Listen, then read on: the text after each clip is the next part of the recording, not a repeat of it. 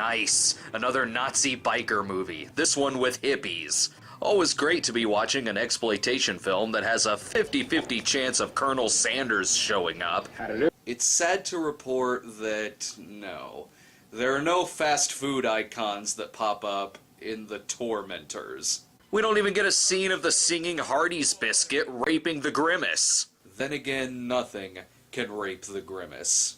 Already, this movie starts out with rip-roaring biker action, such as the bikers carefully making a right turn.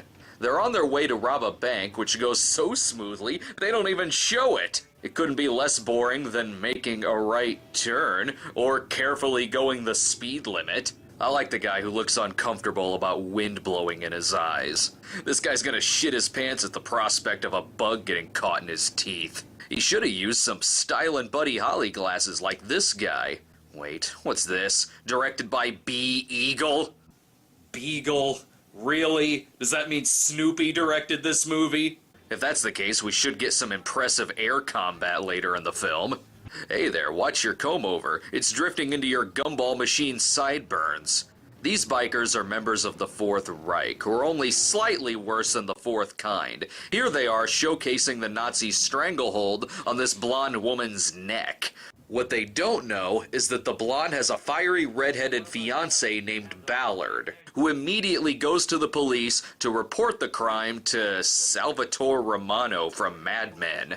Every good revenge movie needs a place to start, so in this one, why not start at the local hippie hemp shop? What the hell are you gonna do, piece the Nazis to death? The hippies tell Ballard a little about the Nazis, but a lot about the Messiah. Who's the Messiah? That's him. Guess that was a stupid question in retrospect. Actually, the Messiah is a Christ-like figure who preaches peace and love to the hippies while at this jammin' outdoor concert. Oh, that's my tunes! That's the best Strawberry Alarm Clock song I've heard since an actual Strawberry Alarm Clock song. And it seems to be going great. This is what happens when the person assigned to bring the acid accidentally oversleeps. At least there's a few people getting down. They better be careful there. With moves that dangerous, they're likely to go on a killing spree in Beverly Hills. While the band is playing, the Messiah continues to read from the book of Hey Jude. Dost thou not maketh it bad? Taketh a sad song, and maketh it better. Still, the crowd seems to be hanging on to his every word. Money? Power? These things aren't where it is. It's from within, baby, from your soul. Can you dig what I'm laying on you, baby? Can you dig it? Unfortunately, Yawn's stock is interrupted by the damn Illinois Nazis. Don't mind them, they're just upset because they missed Prussian Blue as the opening act. The hippies actually stand a chance in this fight, though, because they got the Satan's blanks fighting the good fight for them. But since the band stopped playing, we have no fight music for this scene.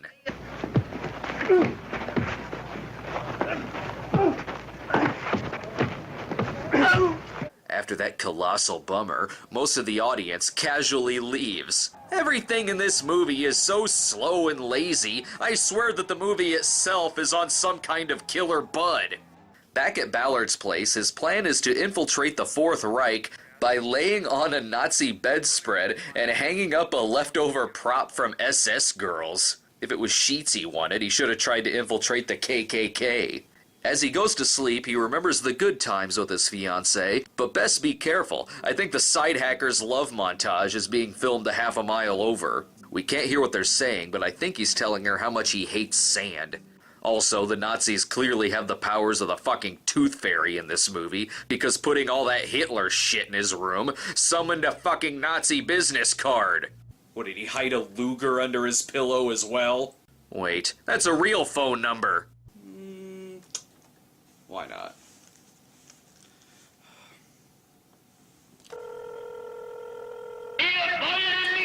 Shit! Okay, I didn't expect that to be real. The business card was placed by the Fourth Reich, who I guess roamed from apartment to apartment looking for Nazi paraphernalia. Mr. Ballard, I'm delighted to hear from you so soon. Then we'll expect you at 4 o'clock. Well, I'm vaguely familiar with that area, but I think I can give you some good directions. That a German accent you're trying out, or do you have a mouthful of flour? So Ballard meets up with the Nazis at their headquarters. Got any identification? Does this DVD of Elsa Fraulein SS count? Wait a minute, what's this? Suzanne Summers and Priscilla Barnes? Crap, he's infiltrated a Three's Company reunion, not the Nazis. After Ballard gets Rush Limbaugh's approval, he's finally in to do all the swingin' white boy 60s dancing he can do. Jonathan Frakes, however, doesn't approve of Ballard, so the two of them get into a scuffle. Gentlemen, what's with the fighting? We're Nazis, not animals! After they do a lot more drugs, it's orgy time. I think this sequence correctly shows the role of women in this movie. Just lay there and take whatever tongue comes your way. The next day, Ballard walks by the cast trailers and makes it to the new Nazi hideout, which is about as subtle as a Zeppelin.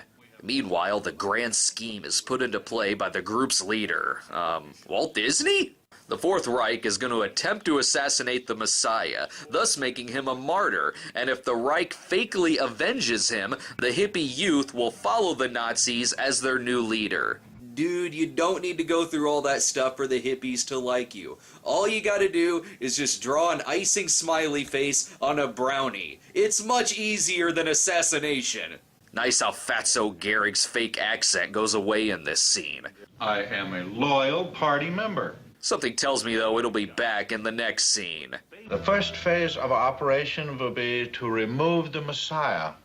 We'll make one last effort to save these misguided children from this lunatic. Good framing in this conversation, by the way. I can tell Hitler is really listening to this guy's words. The assassination attempt on the Messiah fails, which angers dear leader. Given that he's constantly surrounded by fake German accents, he tries putting on an accent of his own. Hiya there, Smitty, old buddy. Oh, you want to see me about buying some new farm equipment? Yeah, you're about as southern as Dan Whitney. While Ballard tries running away from the day for night shots, he keeps the police posted on his progress. How long do you think you can keep this up? Long enough to get Kemp. That wasn't a clip of that scene. That was the entire scene.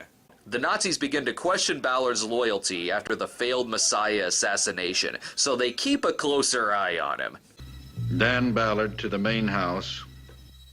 Dan Ballard to the main house. Wow, that cardboard box can talk! Amazing!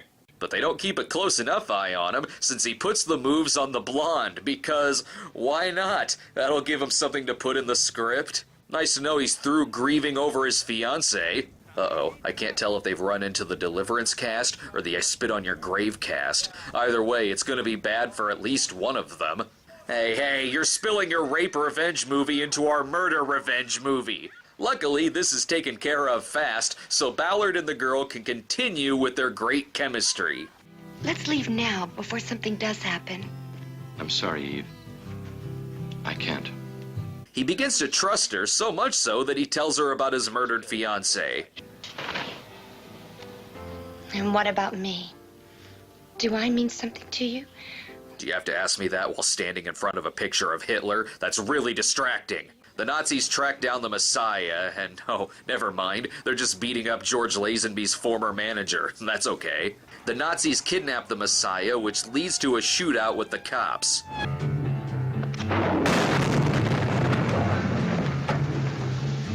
You'll just have to trust us that the rocket launcher caused that. Jesus, the biggest effect in this film is this random plane that happens to be in the background. Let's just hope that the Messiah gets away. Dude, you don't want to lean against that? Trust me, lean anywhere else. Oh, I thought that death scene was going somewhere else. And apparently the cameraman thought it was going somewhere else too. Back at the Nazi hideout, the filmmakers waste a perfectly good opportunity to promote Nazi cola, and the blonde is tortured for associating with Ballard. They burn cigarettes on her, but don't worry, the cigarette burns disappear moments later. Luckily though, she's saved by a random redhead Nazi who play fights the girl to death. Funny how the redhead looks more beat up than the girl who was tortured. The Nazis, on the other hand, come up with their master plan of proving Ballard's treason. The group kidnaps a cop, then Ballard and 2 other Nazis assassinate the officer. This one is Marco's, and this one is Lonnie's. How do you know that? How the fuck do you know that? Not that it mattered if Ballard pulled the trigger anyway, since the 2 other guys shot him. The police then show up, and it would have been nice if they arrived moments earlier to save their fellow officer. Christ, it also would have been nice if Ballard himself used his gun to save the cop. Ballard escapes the interrogation by beating a dissolve cut into the scene, and he chases Adolf's big boy back to his office. You big. Come on, let's hear it.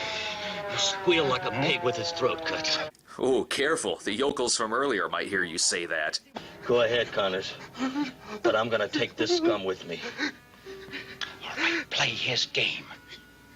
Show him you're no better than he is. Pull the trigger. Go on, pull it. Yeah, you don't want to shoot him. Then he'll complete the sin of envy.